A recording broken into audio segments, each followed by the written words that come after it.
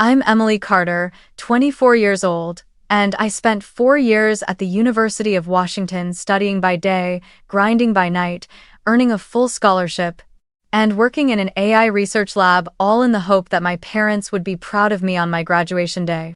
But that morning, when I texted to ask, "Where are you guys?" the reply left me frozen.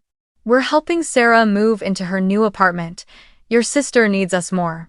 The 3 VIP seats I had reserved stayed empty for the entire ceremony, surrounded by hundreds of cheers and bouquets of flowers meant for other people. I thought I would walk out of there like someone who had just been left behind, until the dean smiled, took the microphone, and said, "We are honored to announce the AI software developed by Emily Carter has been licensed by Microsoft for $2.5 million. The entire hall stood up in applause, cameras panning straight to me, and I just sat there, smiling calmly, while inside me was a storm of emotions.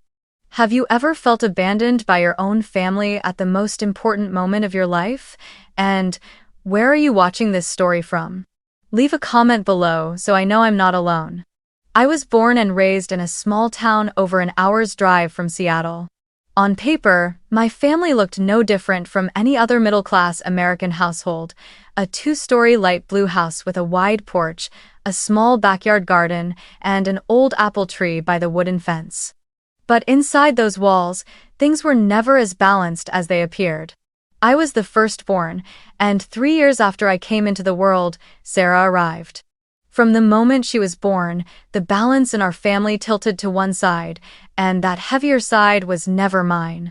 Sarah was the golden child in my parents' eyes. From a young age, she was always praised for being cute, lively, gifted, simply because she could sing a children's song or draw a simple picture. Whenever guests came over, my mother would call Sarah out to perform, handing her a small guitar or a box of crayons, and then lean against the doorframe, smiling with pride. I would usually sit on a chair in silence, feeling both jealous and hurt, but never daring to speak up. I was never called out to show off anything, even though my test scores were always the highest in my class. My parents would say, "Emily, if you're good at something, keep it to yourself. There's no need to brag."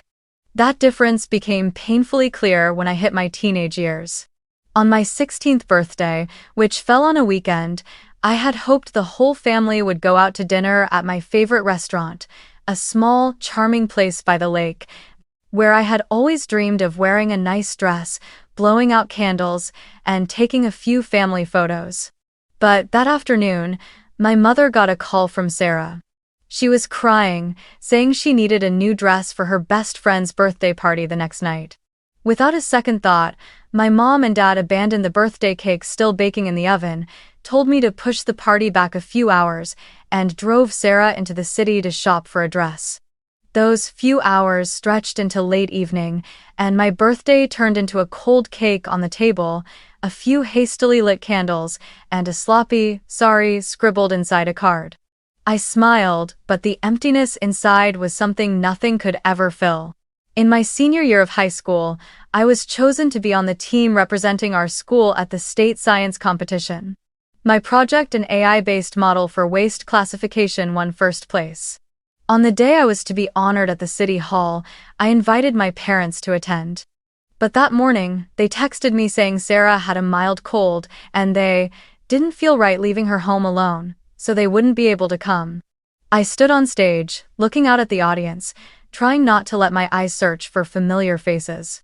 While I was receiving my award, my parents were probably sitting in the living room watching television with Sarah, as if my achievement was just a quick blurb scrolling past in the local paper. Things like that didn't happen just once or twice. It happened so often that I eventually learned not to expect anything from them. If I wanted to join an extra class, I had to find my own scholarships or take on a part-time job to cover the cost. I knew very well that if I didn't stand on my own, no one would be there to pull me up. That was also what made me mature faster than my peers. I knew how to budget, how to apply for research grants, how to email professors to ask for internship opportunities. But deep down, I was still a child who longed to hear my parents say, "We're proud of you." I wasn't someone who wore my emotions on my sleeve. My friends often said I was strong, composed, always knowing what I want and how to get it. They didn't know that most of the time, I was just trying to hide the feeling of being left out. I remember once, in 11th grade, my homeroom teacher pulled me aside after class and asked why she never saw my parents at parent-teacher meetings.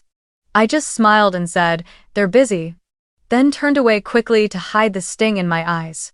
The truth was, they were never too busy to spend an evening with me.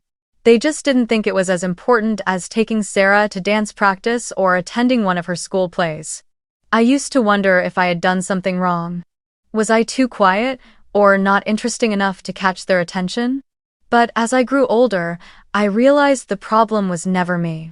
I simply wasn't part of the script they had written for our family, a script where Sarah was always the main character, and I was just a supporting role who showed up occasionally to fill the gaps.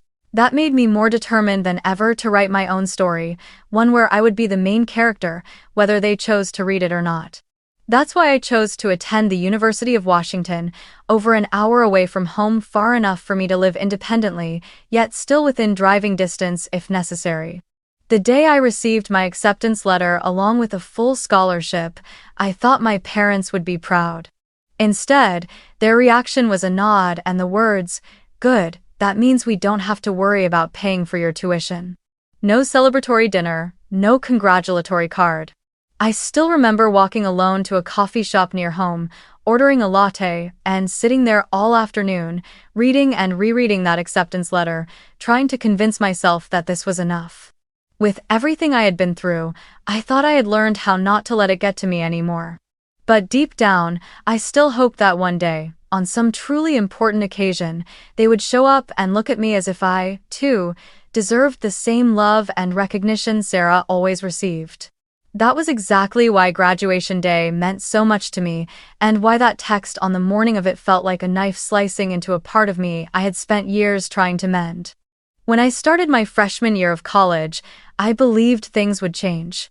Getting into the University of Washington with a full scholarship was the result of years of relentless studying and complete self-reliance. The scholarship covered tuition and part of my living expenses, but to live more comfortably and afford books, I had to find a part-time job from my very first semester.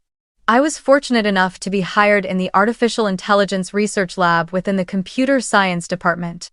In the beginning, my tasks were simple data entry, spreadsheet management, assisting graduate students with small projects. But to me, it was a doorway into a whole new world.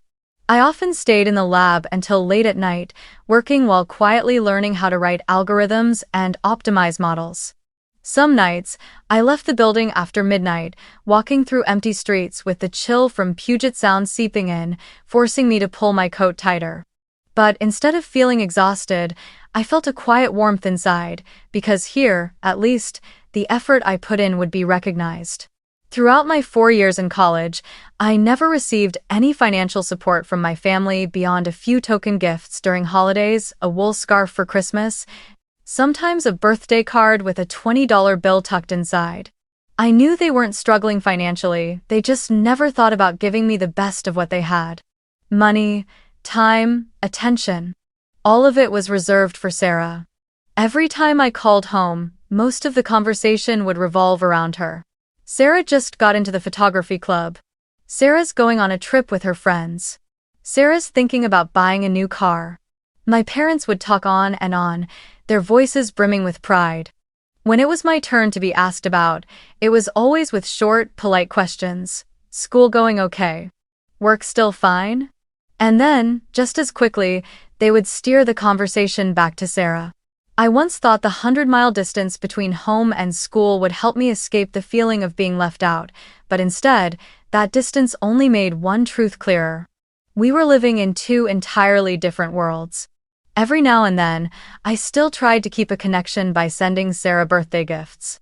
I would choose things I knew she liked: a vintage film camera, a set of fashion photography books, or the sneakers she had once mentioned wanting. She would reply with a short thanks and sometimes a few photos. But those gifts didn't change anything. I didn't send them to get something in return, I sent them because a part of me still wanted to believe the bond between us as sisters was somehow still there. College life was anything but easy, but it taught me more than any lecture ever could. I learned how to juggle full-time classes, nearly 20 hours of part-time work each week, and participation in research projects. I learned how to stretch every dollar, to take advantage of every scholarship and grant available. Once, I applied to attend a tech conference in San Francisco but couldn't afford the plane ticket. I emailed the organizers, explained my situation, and asked if they could help cover my travel expenses. They agreed. That trip became a turning point, opening doors for me to meet people in the industry and even receive an invitation to collaborate on a startup project. Even as these achievements kept coming, they rarely came up in family calls.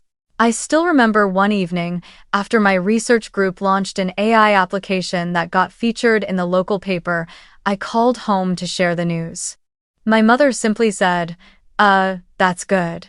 Oh, did you know Sarah was just elected vice president of the photography club? Her response was like a bucket of cold water, and I realized I had stopped expecting recognition from them. Instead, I sought it elsewhere in the proud gaze of my advisor, in a colleague's firm handshake, and in the quiet satisfaction of knowing I had done good work. 4 years passed so quickly I barely noticed until graduation day was around the corner. Looking back, I saw that I had built a completely independent life, paying my own rent, covering my own meals, and even saving up a small nest egg. But at the same time, I realized the distance between my family and me had never been greater. We no longer argued, nor did we debate. Our relationship had cooled into something like a room closed off all winter, silent and without warmth. I started preparing for graduation weeks in advance. The school sent each honors student a set of VIP guest tickets for seats right in front of the stage, the perfect spot to see every handshake with the dean, every photo taken in the moment of receiving the diploma. My mind went immediately to my parents. This could be one of those rare occasions where we would sit together, not around a tense family dinner table, but in a formal setting where my achievements would be witnessed and acknowledged. I emailed them the campus map, marked the parking areas, noted the meeting times, and even suggested nearby coffee shops if they wanted to arrive early. My mother replied briefly, "We'll be there, proud of you."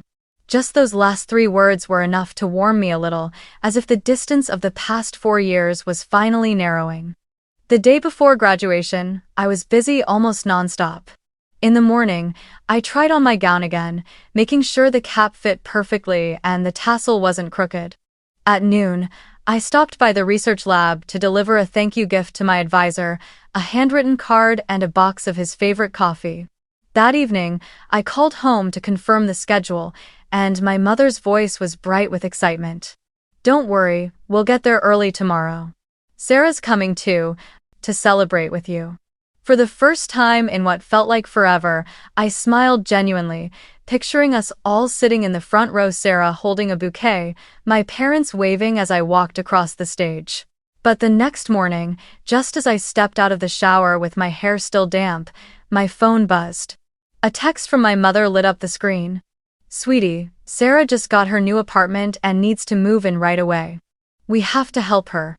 Please understand, we'll celebrate later." I froze, water dripping from my hair onto the cold floor. I read it once, then again, but none of the words changed. They had canceled. Canceled on the very day I had been waiting for over 4 years, because Sarah needed to move. It wasn't an emergency, it wasn't life or death just moving. The first feeling wasn't anger, it was like being slapped hard by an invisible hand.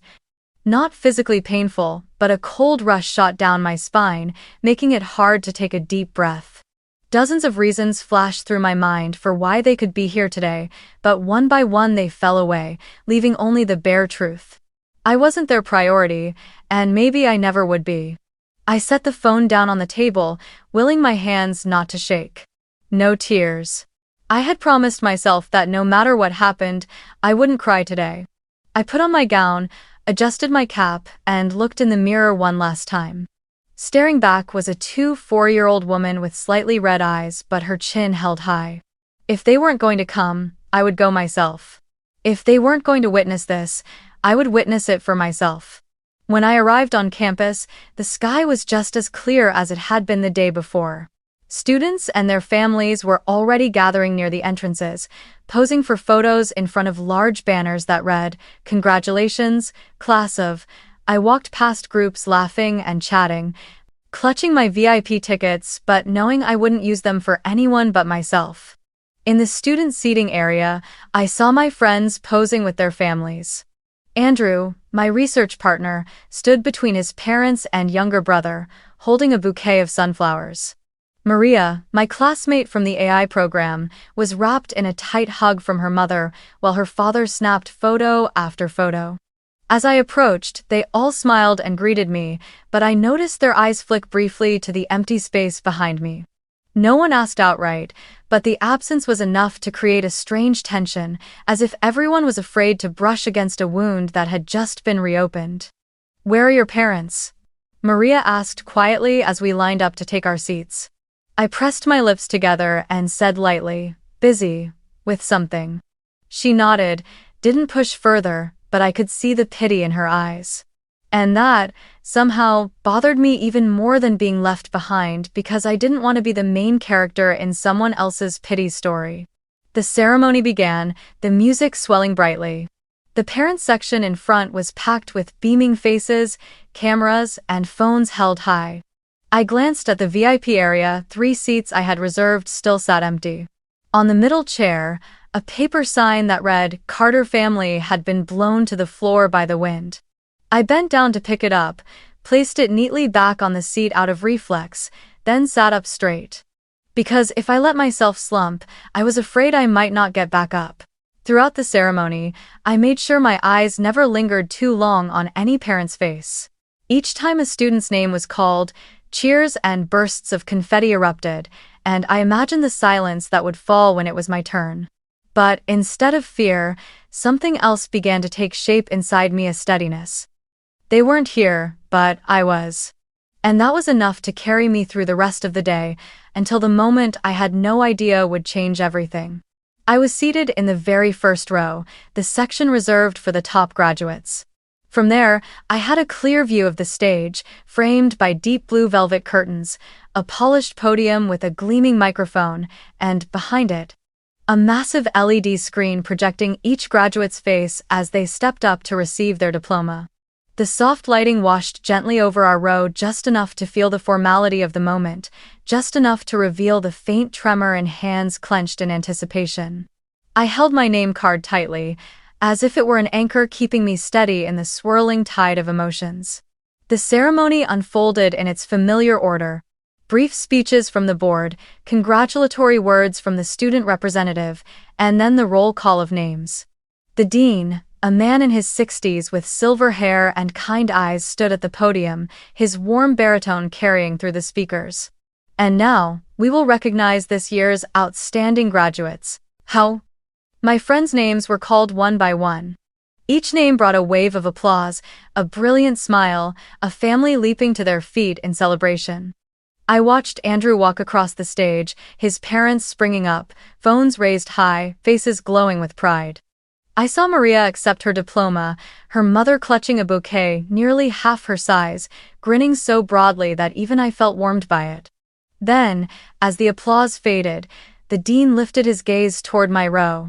He paused for a beat, smiled, and I felt my heartbeat quicken. His voice came through more slowly, more clearly than before. "And finally, we are honored to announce that Emily Carter." A ripple of silence spread, as if everyone had paused to listen for what came next.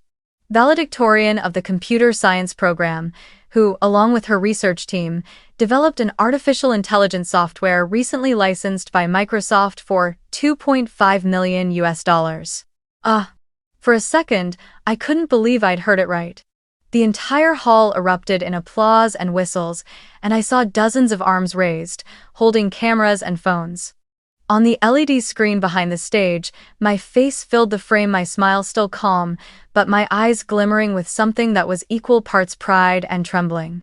I caught the murmurs around me. "Wow, she's the valedictorian? $2.5 million? No way. Microsoft, no less." I rose to my feet, taking each step up the stairs to the stage. The ceremonial music played, but all I could hear was the thud of my heartbeat and the rush of blood in my ears. When my hand met the dean's, he gave it a firm shake, bowed his head slightly, and said just loud enough for me to hear, "You've done very well, Emily." "Very well," I answered with a smile, steadying my voice as I thanked him.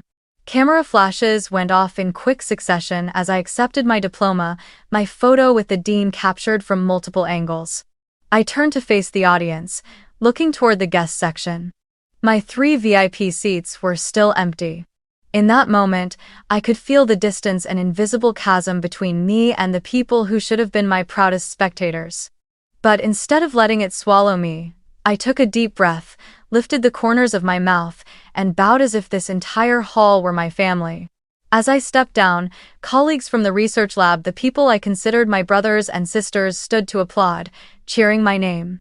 A few professors nodded in congratulations, their eyes shining sincerely. I knew they weren't just happy about my achievement, they understood how hard I had worked to earn it.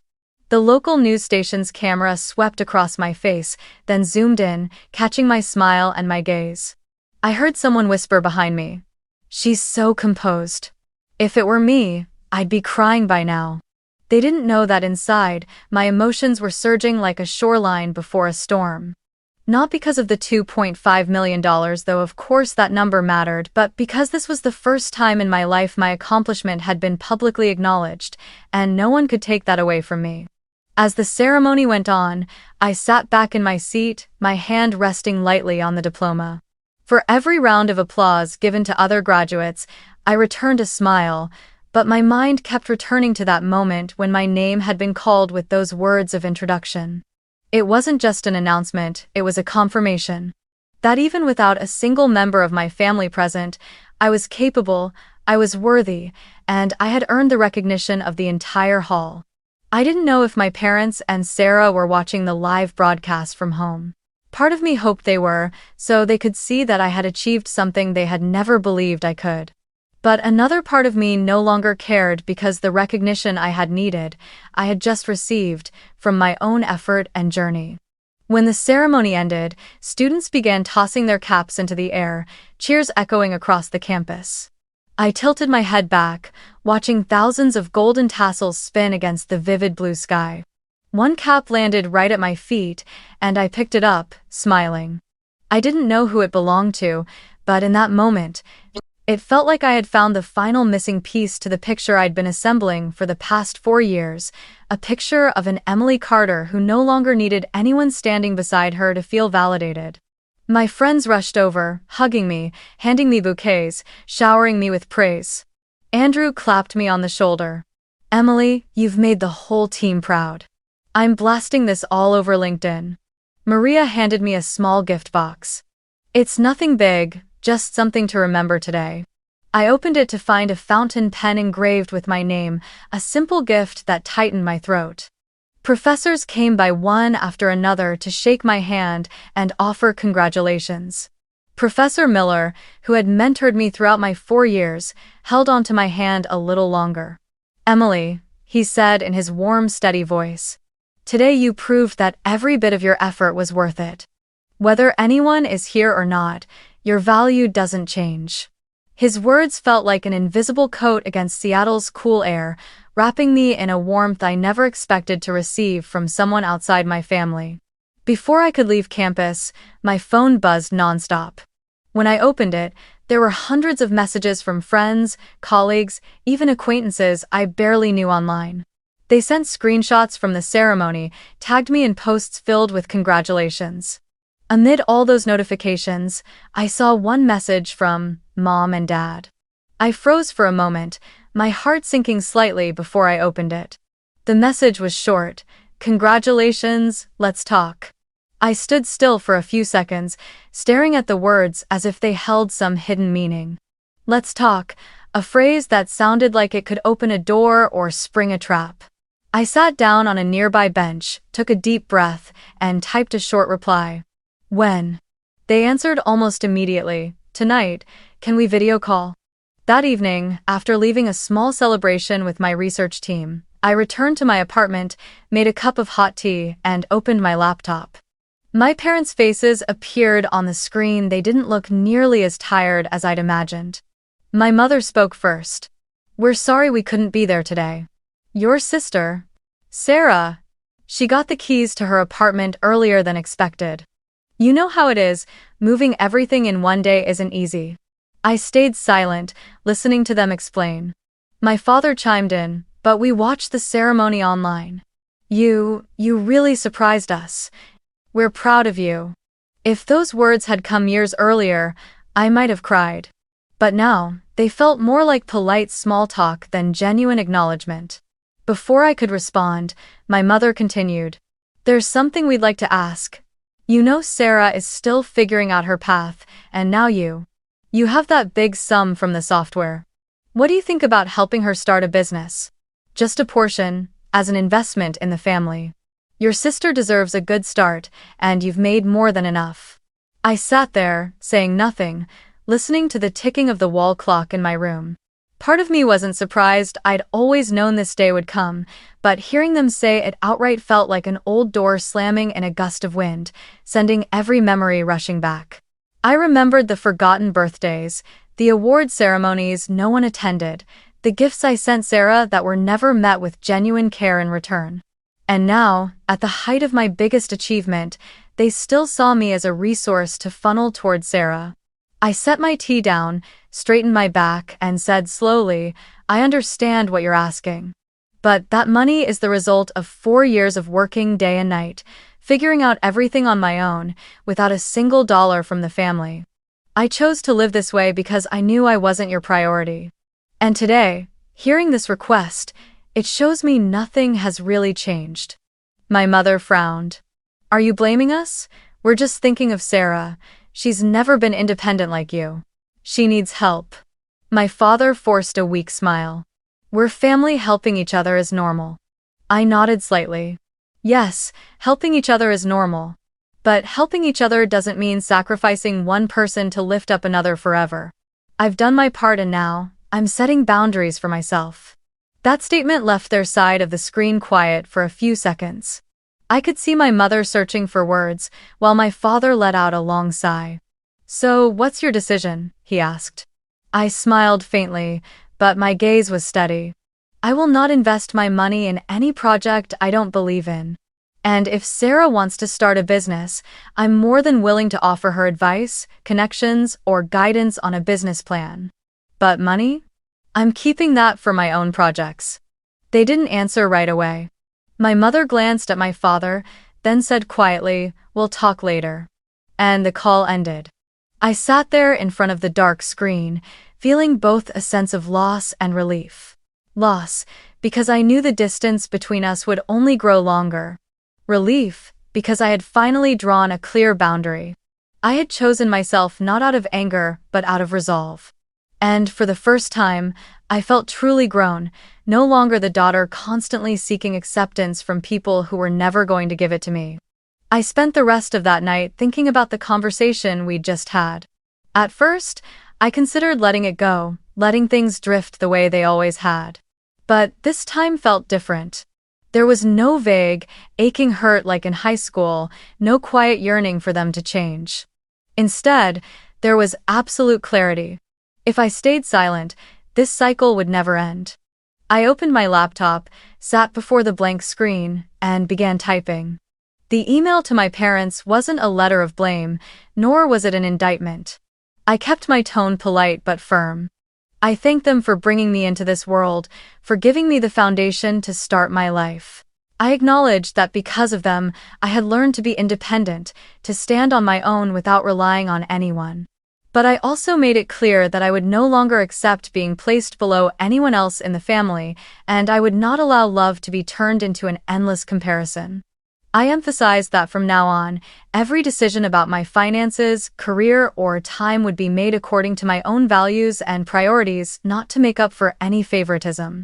When I hit send, a strange sensation washed over me, part relief, part the feeling of having closed the door on a long, exhausting chapter. I knew they wouldn't be happy. They might even be angry. But that no longer made me hesitate. A month later, I packed my bags and left Seattle for San Francisco. Microsoft had officially invited me to join their commercial AI development team, an opportunity I knew I had to take. My new apartment in Mission Bay was smaller than I expected, but it was filled with light and overlooked the bay. In the mornings, I walked through streets lined with coffee shops, blending into the flow of people rushing toward tech offices.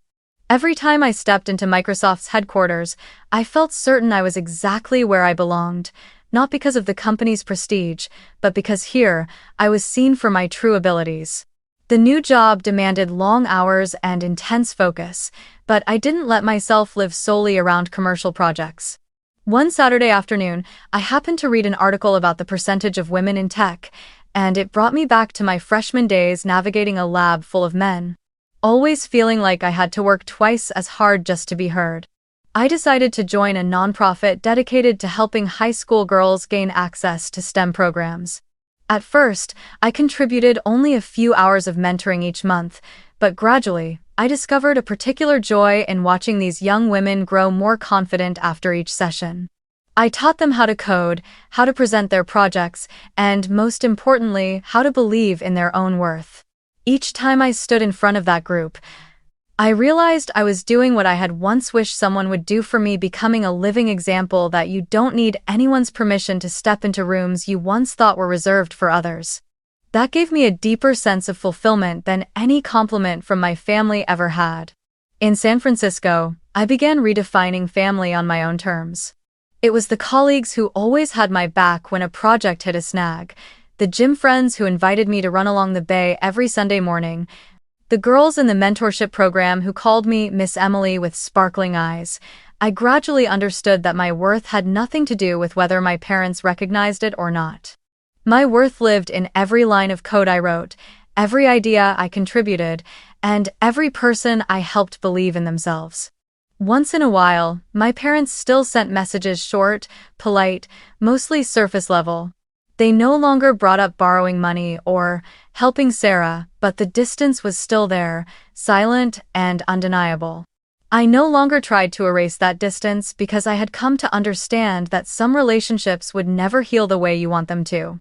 And the best thing you can do is keep them at a safe distance so they can't hurt you again. One late night, as I looked out the apartment window at the city lights reflecting off the water, I found myself wondering, if they had been there on graduation day, would anything be different? Probably not. Because real change hadn't come from them, it had come from my decision. The decision to step out of the old cycle, to define my own worth, and to live a life where I was in the driver's seat. And for the first time in years, I felt at peace with myself. One late afternoon, with the week's work finally wrapped up, I stepped out onto the balcony of my new apartment. The wind from the San Francisco Bay carried the salty tang of the sea, tugging gently at my hair and making the hem of my light jacket ripple. In the distance, the Golden Gate Bridge rose through a thin veil of mist, the sunset washing it in a warm shade of orange that shimmered across the rippling water. I leaned against the railing, took a sip of hot mint tea, and let my eyes drift across the view. For some reason, the moment stirred up a flood of memories. I thought of my 16th birthday, with a cold cake and a hastily written sorry card left on the kitchen table. I thought of the day I received the State Science Award, standing alone on stage, looking out at rows of empty guest seats. I thought of that morning on graduation day, when the text, "Sarah needs to move," ended all hope of a reunion. Those images had once felt like sharp blades, each recollection tightening my chest. But today, when they returned, they didn't cut as deep. There was still a faint heaviness, but it felt more like looking at an old scar you remember it once hurt, but the pain now belongs to the past. I realized I was no longer that girl waiting for my parents to show up so I could feel worthy. I had stepped out of that role not by retaliating, not by proving them wrong, but by building a life I genuinely wanted. Back in Seattle, I used to think my victory would come the day my parents had to acknowledge me and apologize. But now, staring at the Golden Gate Bridge glowing in the sunset, I knew the truth was different. I hadn't won because they lost. I'd won because I no longer needed their permission to live in alignment with my own worth. Recognition from others, while meaningful, was no longer the sole foundation I stood on. I had found that foundation within myself in the long hours at the research lab, in the confident eyes of the young women I mentored, in every project I poured my heart into. I closed my eyes, drew in a deep breath of the cool air, and felt a stillness settle over me. Not the empty stillness of loneliness, but the peace of knowing I was in the right place, at the right time, on the right path. I knew the old memories would still return sometimes, and there would be moments when I wished things had been different. But they no longer had the power to define me. The sun dipped lower, its final rays wrapping around the bridge's graceful curve before giving way to night and the golden glow of its lights. I set my teacup down, still leaning against the railing, and smiled, not the smile of someone who had defeated anyone, but the smile of someone who had finally found herself, after a long journey of loss, learning, and healing. One early autumn evening, I was invited to be a guest on a television talk show about women in tech. Before the program began, the host asked if I wanted to rehearse my answers, but I shook my head. I already knew what I would say, not a script, but the truth I had lived. When the stage lights came up, I sat tall, looked straight into the camera, and began to tell my story. I spoke about a girl who grew up in a family where love always came with conditions. About birthdays that were forgotten, awards no one came to see, and a graduation day where 3 VIP seats sat empty in a crowded hall.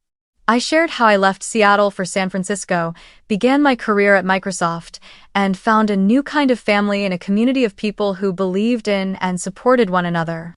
I talked about joining community projects to help young girls step into STEM, not just because I loved technology, but because I knew what it felt like to fight to be heard. When the host asked, "What's the biggest lesson you've learned?" I looked straight into the camera and answered slowly. Recognition is not something you beg for, you create it and you give it to yourself. If you only wait for others to see you, you'll stay stuck in a race for acceptance. But if you give yourself value, no one can take it away. The studio went silent for a few seconds before the applause broke out in waves. I knew I had said something many people needed to hear, because I had once needed to hear it myself. I left a message for the viewers.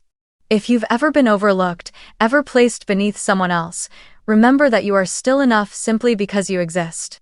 No one has the right to decide your worth but you. And sometimes, walking away from toxic relationships isn't turning your back on family, it's turning back toward yourself. When the program ended, I shook the host's hand, thanked the crew, and stepped out of the studio. Outside, the San Francisco sky had shifted to a deep violet. I got into my car, started the engine, and drove toward the Golden Gate Bridge. The last traces of sunset still lingered, casting the water in brilliant shades of gold and orange. The ocean wind rushed in through the window, carrying with it the scent of salt and freedom. As the car rolled across the bridge's spans, I caught my reflection in the windshield, eyes no longer searching for approval anywhere else, only the steady gaze of someone who knows she's on the right path. I smiled, keeping my hands firm on the wheel. Ahead, the road stretched on, not as a destination, but as a new journey, one where I chose the direction, wrote my own story, and lived by the worth I had found. And this time, I knew I didn't need anyone's permission.